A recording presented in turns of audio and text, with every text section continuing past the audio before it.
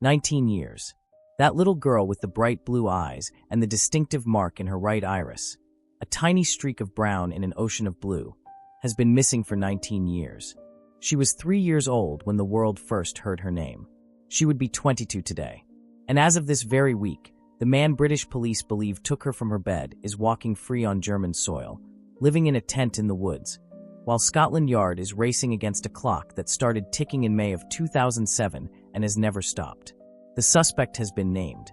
The evidence has been gathered. The parents have never given up. And yet, Madeleine McCann has still not been found. In the next 30 minutes, we are going to take you through every single chapter of this case.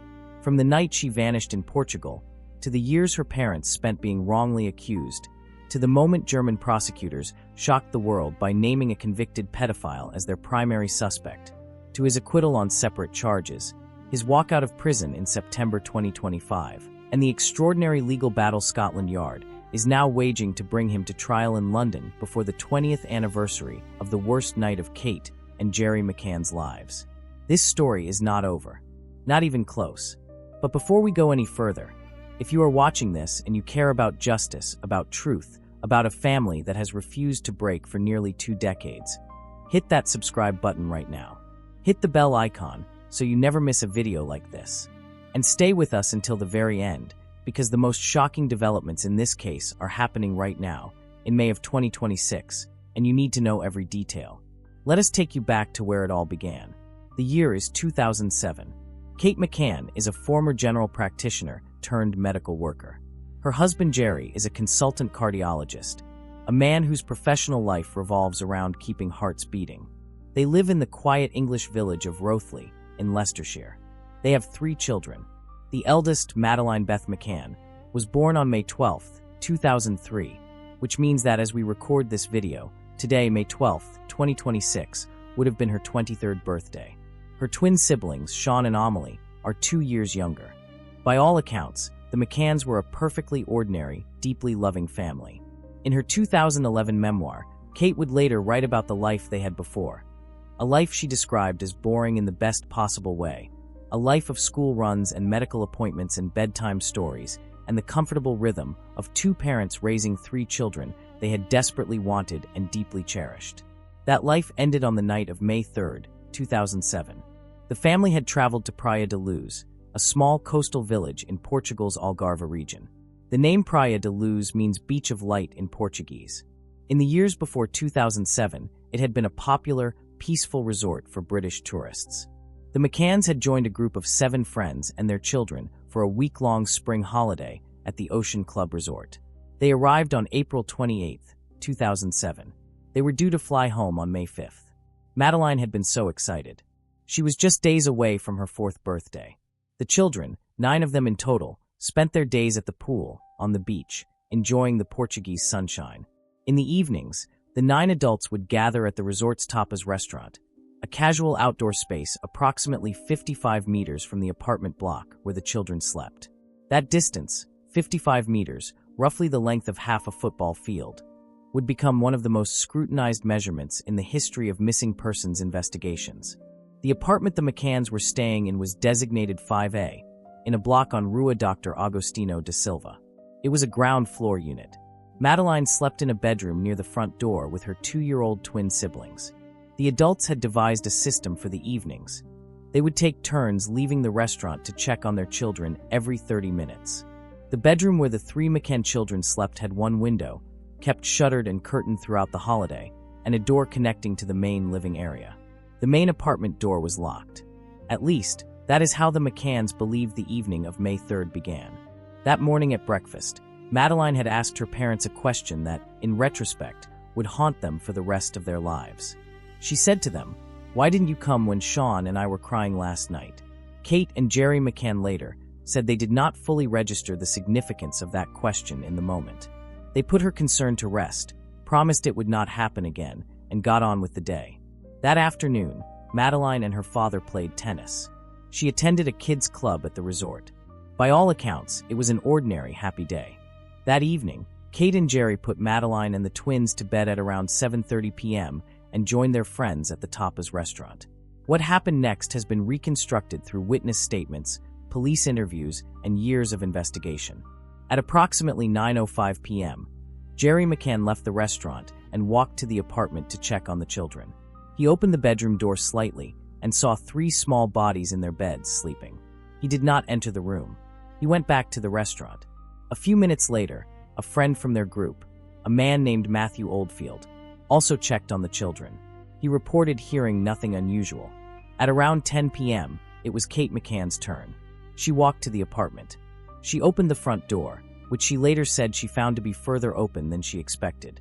She walked down the hallway toward the bedroom. She pushed the bedroom door open, and Madeleine was gone. The bedroom window, she discovered, was wide open. The shutter, which had been closed and locked, had been pushed up from the outside. The curtains were blowing in the night air. Kate McCann ran screaming from the apartment and back toward the restaurant. She has described that moment, that first moment of understanding what had happened, as feeling as though the world had ended. Because for her, in one sense, it had. An immediate search of the resort began. Local Portuguese police were called. Word spread among the guests and staff. But the Algarve police, based in Portimao, were not accustomed to investigations of this scale. The response, in the critical first hours, was chaotic and, as later reviews would find, deeply inadequate. The critical window of opportunity, those first hours when a child can still be found, slipped away in the confusion. Within days, the disappearance of Madeleine McCann had become an international media phenomenon on a scale that almost no missing child case in history has matched. The image that defined the story was a photograph taken during the holiday. Madeleine in a pink top, strawberry blonde hair, wide blue eyes, a look of pure, innocent delight on her face. That image was reproduced on the front pages of newspapers across Europe, across the world. The McCanns became the faces of an international campaign, traveling to meet the Pope, lobbying European politicians to adopt a child alert system similar to the Amber Alert in the United States, appearing on television programs around the world to keep their daughter's face in front of the public. They were determined, organized, articulate, and relentless. And for those reasons, in one of the darkest chapters of this story, they became suspects. The Portuguese police investigation, led by Chief Inspector Goncalo Amaral, had almost from the beginning struggled with the case. There was no body. There were no clear leads. There was no security camera footage of the abduction. The critical first hours had been mishandled. As the weeks passed without a breakthrough, the investigation began to shift in a direction that would devastate the McCann family. Officers began to develop a theory that evidence later showed was deeply flawed, that Madeleine had not been taken at all. The theory went like this. Madeleine had died, possibly in an accidental fall in the apartment or from an accidental overdose of medication, and her parents, panicking, had disposed of her body and staged an abduction. This theory was never proven. It was built on a series of evidentiary misinterpretations that were later systematically dismantled. But at the time, it became the dominant direction of the Portuguese investigation. In September 2007, 4 months after Madeleine disappeared, Kate and Jerry McCann were formally designated arguidos under Portuguese law. Arguido is a legal status that means formal suspect. It was a devastating moment for the family, coming on top of months of grief, exhaustion, and fear. The media coverage of the Arguido designation was relentless and, in many cases, deeply irresponsible. Tabloid newspapers printed speculation as fact. The McCanns' every word and gesture was analyzed for signs of guilt. Jerry McCann later said that the couple were portrayed, in some sections of the media, as monsters, and that those portrayals had real, lasting consequences for the search for their daughter, because they diverted attention and resources away from finding Madeleine and toward investigating a theory that was ultimately thrown out for lack of evidence. In July 2008, the Portuguese Attorney General officially archived the case. The Arguido status was lifted. Kate and Jerry McCann were cleared. But the damage to their reputations, to the investigation, could not be fully undone. The McCanns did not stop. They could not stop. They established the Find Madeleine campaign. They hired private investigators. They followed up leads in Spain, Belgium, Morocco, and beyond. They faced years of heartbreak, false sightings, fraudulent tipsters, people who claimed to know where Madeleine was and took money from the family fund before disappearing. They also faced a sustained legal battle with Goncalo Amaral, who in 2008 left the police and published a book called The Truth of the Lie. in which he laid out his theory that the McCanns were responsible for their daughter's death. The McCanns sued him for defamation. The legal battle went on for years, through multiple court rulings and appeals. The Portuguese Supreme Court ultimately ruled that Amaril's right to freedom of expression protected his ability to publish the book, a decision the McCanns described as deeply painful. Amaral, meanwhile, remained unapologetic. In May 2011, something changed. The British government, under Prime Minister David Cameron, following a campaign by the Sun newspaper, directed Scotland Yard to conduct a review of the McCann case. The Metropolitan Police launched what became known as Operation Grange. The initial team consisted of 29 detectives and 8 civilians. They began systematically reviewing the entire Portuguese investigation, translating thousands of documents, re-interviewing witnesses, and following new lines of inquiry that the original investigation had not pursued. The cost of Operation Grange, to British taxpayers, has now exceeded £13.5 million. But the investigation has also produced real results. In 2013, Scotland Yard released new composite images of suspects they wanted to trace. They identified a man, seen by an Irish family named Smith on the night of May 3, 2007, who was carrying a child in the direction of the beach at approximately 10 p.m. The Smiths had seen this man walking away from the Ocean Club Resort, carrying what appeared to be a girl, aged 3 to 4, with blonde hair, in light-colored pajamas and barefoot. Scotland Yard concluded in 2013 that the Smith sighting most likely captured the approximate moment of Madeleine's abduction. The man carrying her was heading toward the water. For years after the Operation Grange launch, investigators pursued multiple suspects and theories. They looked at local burglars. There had been a significant increase in burglaries in the area in the months before Madeleine disappeared, including 2 in the McCanns' own apartment block in the 17 days before May 3rd. They investigated other sex offenders with connections to the Algarve. They followed up on a 2009 lead involving a man named Raymond Hewlett, a convicted British pedophile who had reportedly told someone he knew what had happened to Madeleine. Hewlett died of cancer in Germany in December 2009, taking whatever he knew with him. And then, in 2017, a new name entered the picture. Scotland Yard received a tip, the precise nature of which has never been publicly disclosed, that directed investigators toward a German national with a long criminal history who had been living in the Algarve at the time of Madeleine's disappearance. That name was Christian Brueckner. Christian Brueckner was born in Germany in 1976. His criminal history begins in 1993, when he was 17 years old, and it is a history of escalating sexual violence and predatory behavior toward children and women. He committed his first sexual offense against a child in 1994.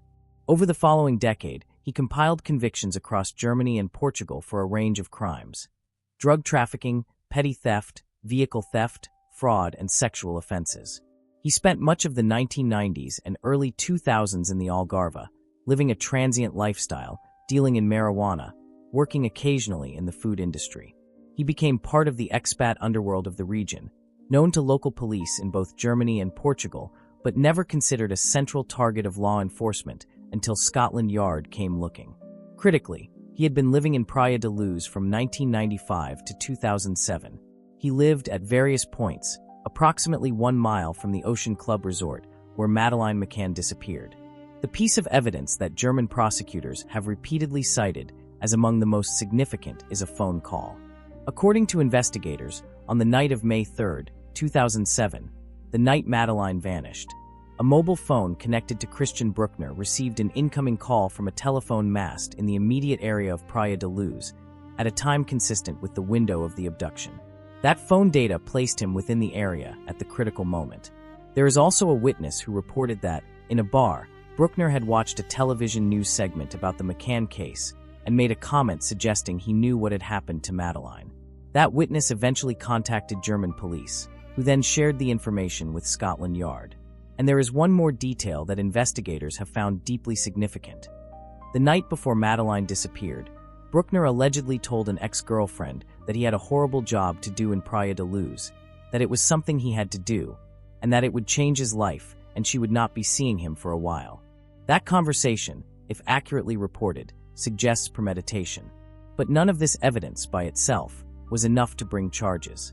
And that gap between suspicion and proof has defined this case ever since. In June 2020, German federal prosecutor Hans Christian Wolters made an announcement that reverberated around the world. He named Christian Brueckner as the prime suspect in the disappearance of Madeleine McCann. Wolters went further than mere suspicion. He stated publicly that German investigators believed Madeleine McCann was dead, that Brueckner had killed her, and that they were confident in their conclusion. He appealed for witnesses and for any further evidence that might help them build a prosecutable case. Wolters also acknowledged the fundamental problem. They had confidence in their conclusion, but they did not yet have the hard physical evidence, a body, DNA directly linking Brueckner to Madeleine, that would be required to take the case to trial under German law. British police, by contrast, maintained that they were still treating the case as a missing person investigation, not a homicide, a distinction that reflected a genuine difference in the evidence available to each team, and a determination not to foreclose any possibility while Madeleine remained unaccounted for. The naming of Brueckner in 2020 triggered a global media storm. His criminal history was documented in granular detail by investigators and journalists. In September 2005, less than 2 years before Madeleine disappeared, Brueckner had committed a crime that stands as perhaps the most viscerally disturbing element of his known history. He broke into the holiday apartment of a 72-year-old American woman in Praia da Luz. He tied her up, beat her, and raped her. He filmed the assault. He was not convicted of that crime until 2019, 14 years later, because the evidence, including his own video recording of the attack, was only discovered by investigators going through his property after he became a person of interest. He was sentenced to 7 years in prison. That sentence, served in Sane prison near Hanover, Germany, became the timeline against which the entire modern phase of the McCann investigation would race. In April 2022, Portuguese authorities took a significant step. They formally designated Brueckner as an arguido, the same legal status of formal suspect that had once wrongly been applied to Kate and Jerry McCann themselves. This was the first time Portuguese prosecutors had named an official suspect since the McCanns had been cleared in 2008. The McCanns released a statement welcoming the development. They called it progress. They noted, carefully and correctly, that Brueckner had not yet been charged with any crime relating to Madeleine's disappearance, and they emphasized that they had not given up hope that Madeleine was still alive and that they would one day be reunited with her. Then came February 2024. Christian Brueckner went on trial in Germany, not for crimes against Madeleine McCann, but for a series of additional sexual offenses allegedly committed in Portugal between 2000 and 2017. He faced 3 counts of rape and 2 counts of sexual abuse of children. His alleged victims included an elderly woman, a 14-year-old girl, and a 20-year-old Irish woman. He was also accused of exposing himself to 2 young girls. The trial was held at the district court in Braunschweig and drew extensive international media coverage, with journalists from across Europe filling the press gallery. For the families of the victims, for the McCann family, and for millions of people who had followed this case for years, the trial felt like a moment of potential reckoning. And then, in October 2024, the verdict came: not guilty. On all counts. The judges in Braunschweig ruled that there was insufficient evidence to convict Brueckner of the charges. His defense lawyers argued strenuously that their client had been unfairly targeted because of his designation as the prime suspect in the McCann case, that the cloud of that suspicion had poisoned the well of justice. The prosecution said they would appeal. But the acquittal meant that when Brueckner completed his 7-year sentence for the 2005 rape, he would be released as a free man, with no additional prison time from the separate charges. German prosecutors continued to maintain that their investigation into Madeleine's disappearance remained open and active. But without new hard evidence, they acknowledged that bringing charges in that case remained extraordinarily difficult under German evidentiary standards. On September 16, 2025, Christian Brueckner walked out of Sane prison. His lawyer drove him away in an Audi, escorted by a police van. He was fitted with an electronic tag and placed under parole conditions. He was required to meet his parole officer regularly, to report any change of address to the court, and his passport was cancelled. Germany's Der Spiegel quoted a legal analyst describing the conditions as an attempt to keep him in a kind of investigative detention, even in freedom. But Brueckner was free. And the reaction from his defense team, and reportedly from Brueckner himself, was one of defiance. Scotland Yard had sent a letter before his release, formally requesting to interview him. He refused. He did not respond. DCI Mark Cranwell, the senior investigating officer on the British side, issued a statement on the day of Brueckner's release confirming that he remained a suspect in the Metropolitan Police's own investigation. Metropolitan Police Commissioner Sir Mark Rowley said Scotland Yard was taking stock, working closely with German and Portuguese authorities, and that the force's investigation remained ongoing. What followed in the weeks and months after Brueckner's release exposed just how complicated the path to justice had become. The man designated as the prime suspect in one of the most famous missing child cases in history was living in squalid conditions, moving between motels, sheltered housing, and eventually a makeshift camp in the woods near Kiel in northern Germany. When his address was leaked online, local residents organized protests. He was driven out of a housing estate. He drifted. He was photographed by media outlets living under a tarpaulin in woodland, surrounded by a bicycle, a dirty sleeping bag, and water containers. The man who German prosecutors believe murdered Madeleine McCann was sleeping rough, monitored by an ankle tag, while the legal machinery around his potential prosecution moved at the agonizing pace of international law. In November 2025, another setback. A German court overturned the condition that had required Brueckner to remain in Germany. He was now free to travel. His lawyers had successfully argued that the residency restriction was unlawful. The Metropolitan Police and German prosecutors knew they were now operating against a man who could, in theory, move to a jurisdiction that made prosecution even more difficult. It was at this point that Scotland Yard began pushing more aggressively for something that, legally, is extraordinarily complex, bringing Brueckner to trial in the United Kingdom. Here is where the case now stands in May of 2026, as we record this video. The Metropolitan Police, working with the Crown Prosecution Service, has confirmed that it is actively exploring whether Brueckner can be extradited to the United Kingdom to face charges of abduction and murder. Reports from The Times indicate that a Scotland Yard senior officer is leading the extradition effort, with the goal of bringing Brueckner to trial at the Old Bailey in London, ideally before the 20th anniversary of Madeleine's disappearance in May 2027. That anniversary now functions as a kind of deadline, a symbolic and logistical marker around which investigators are trying to build their case. The obstacles are formidable. The most significant is a constitutional one. Article 16 of Germany's Basic Law, its constitution, prohibits the extradition of German citizens to countries that are not members of the European Union. Before Brexit, when the United Kingdom was an EU member state, this would not have been an issue. Brueckner could have been surrendered under the European arrest warrant. But Brexit changed everything. The UK is no longer an EU member, and Germany's constitution makes surrendering a German citizen to Britain legally impossible under ordinary circumstances. Extradition lawyers have noted that no formal UK arrest warrant has been confirmed, and that even if one were issued, the German constitutional barrier would be extremely difficult to overcome. George Hepburn Scott, a specialist extradition barrister, has been quoted as saying that because Brueckner is a German citizen, Germany is highly unlikely to extradite him to the UK. There are alternative legal routes being discussed. One involves Germany itself prosecuting Brueckner for crimes committed against a British child in Portugal, exercising what is known as extraterritorial jurisdiction. This is precisely what German investigators have been attempting since 2020, but they have consistently said the evidential standard required under German law has not yet been met. A second route involves Portugal, which is an EU member state, issuing its own arrest warrant.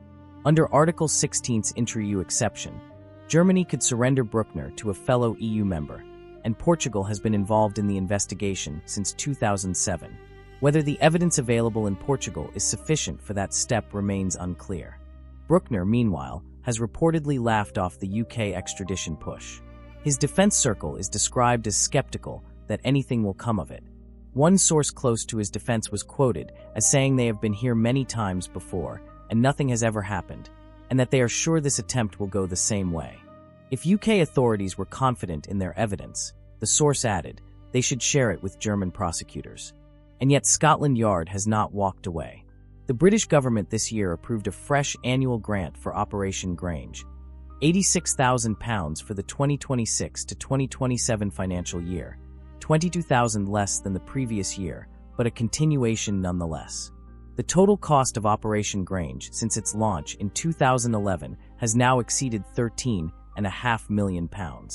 A small team, one detective chief inspector, one detective constable, one member of police staff, continues to work the case. Every pound, every hour, represents a refusal to let the investigation die. And in January of 2026, Kate and Jerry McCann published a New Year's message in which they said, simply and clearly, "May 2026 bring us the breakthrough we long for." On Sunday, May 4th, 2026, just days before this video was recorded, Kate and Jerry McCann attended a prayer vigil in their home village of Rothley to mark the 19th anniversary of Madeleine's disappearance. It was, by any measure, an extraordinary public moment. For the first time, they were photographed in public with both of their twin children, Sean and Amelie, now aged 21. Sean is a talented swimmer who hopes to represent Great Britain in the 2028 Olympics. Amelie is a university student. They are young adults who grew up in the shadow of their sister's absence, who have spent their entire conscious lives in a family shaped by an open wound that has never healed. At the War Memorial at Cross Green, Sean and Amelie lit candles for Madeleine. A poem was read. Prayers were said. Kate and Jerry did not address the crowd. They did not need to. Their statement on social media said everything. 19 years. The search goes on to find our Madeleine, to achieve some justice, to make the world that bit safer. We remain very grateful for all our support. For Madeleine, who we love and miss every day, we will never give up. There is one more thread in this story that deserves attention. The world's fascination with Madeleine McCann has, over the years, attracted not only those who want justice, but those who want to exploit. In November 2025, a Polish woman named Julia Wandolt, who had spent more than 2 years claiming on social media that she was Madeleine McCann, that she had somehow survived and was living in Poland, was sentenced to 6 months in prison at Leicester Crown Court for harassing the McCann family. Wandolt, aged 24, had mounted what a judge called a campaign of harassment against Kate and Jerry McCann, insisting she was their daughter despite conclusive DNA evidence proving she was not. The McCann family said, after the conviction, that they took no pleasure in the result. Their focus was not on Wandolt. Their focus, as it always has been, is on Madeleine. Step back and look at the full scope of this case, 19 years of it. And what you see is a family that has absorbed more pain than most people could imagine and has refused, at every single turning point, to break. You see a legal system, across 3 countries, grinding against the grain of constitutional barriers, evidentiary standards, and the fundamental difficulty of proving what happened to a child whose body has never been found. You see a suspect who has walked free from a German prison, who has laughed at extradition threats, who has never spoken publicly about Madeleine McCann in a way that admits any knowledge of her fate. And you see a little girl, or the idea of a little girl, the photograph that the world has carried for 19 years, who deserved so much more than this. The 23rd birthday that Madeleine McCann would have celebrated today, May 12, 2026, passes unmarked by the world in the way her parents mark it. With grief, with hope, with a determination that after 19 years has not wavered by a single degree. Kate and Jerry McCann have spent nearly 2 decades fighting on 2 fronts simultaneously, fighting to find out what happened to their daughter, and fighting to maintain the hope that she is somehow, somewhere still alive. German prosecutors believe she is dead. British investigators have not formally concluded that. The parents hold both possibilities, the devastating and the miraculous, in the same breath. What this case leaves behind, what it will always leave behind, is a set of questions that cut to the heart of how modern societies handle missing children, how legal systems across borders cooperate or fail to cooperate, how media coverage can both illuminate and corrupt an investigation, and how a family survives the unsurvivable. Should the classification of performers in holiday resorts as independent contractors affect their legal rights? No, that question belongs to another story. The McCann questions are different. How did the prime suspect in the disappearance of a 3-year-old British girl serve a sentence for an unrelated rape and walk out of prison without being charged in her case? How has Brexit created a constitutional wall between a suspect and a trial? How much longer will this investigation continue? And most fundamentally of all, where is Madeleine McCann? Scotland Yard is working on those answers. Operation Grange is funded for another year. British detectives are reportedly hoping to extradite Brueckner and charge him with abduction and murder before the 20th anniversary in May 2027. The obstacles are real. The legal barriers are significant. The outcome is genuinely uncertain. But the McCanns have never operated on the assumption that uncertainty means impossibility. They have operated for 19 years on a single unwavering principle: that their daughter deserves the truth, and that they will not stop until they find it. In the words of the vigil they attended just days ago, they are there to encourage one another, and especially Jerry and Kate, to keep up hope and pray for a renewal of strength even after 19 years. And from across the world, from the millions of people who have followed this case and never forgotten a little girl in a pink top with bright blue eyes and a fleck of brown in her right iris, that hope continues. That search continues. And this story is not over. This has been a full 30-minute deep dive on one of the most important and heartbreaking cases in modern history. The disappearance of Madeleine McCann, the naming of Christian Brueckner as the prime suspect, his release from a German prison in September 2025, and the extraordinary legal battle now being waged to bring him to trial in the United Kingdom before the 20th anniversary of May 3rd, 2007. Everything in this video is sourced from verified reporting by the BBC, CNN, CBS News, NBC News, Reuters, The Times of London, The Guardian, GB News, LBC Radio, Hello Magazine, The Daily Mirror, and court documents entered into the public record. If this kind of deep-sourced, responsible journalism matters to you, subscribe to this channel right now. Hit the bell icon so you get notified every time we publish. Share this video with someone who has followed this case. Leave a comment below and tell us what you think. Do you believe Scotland Yard will succeed in bringing Brueckner to trial? Do you believe Madeleine McCann could still be alive? Your voice matters in this conversation, and we will see you in the next one.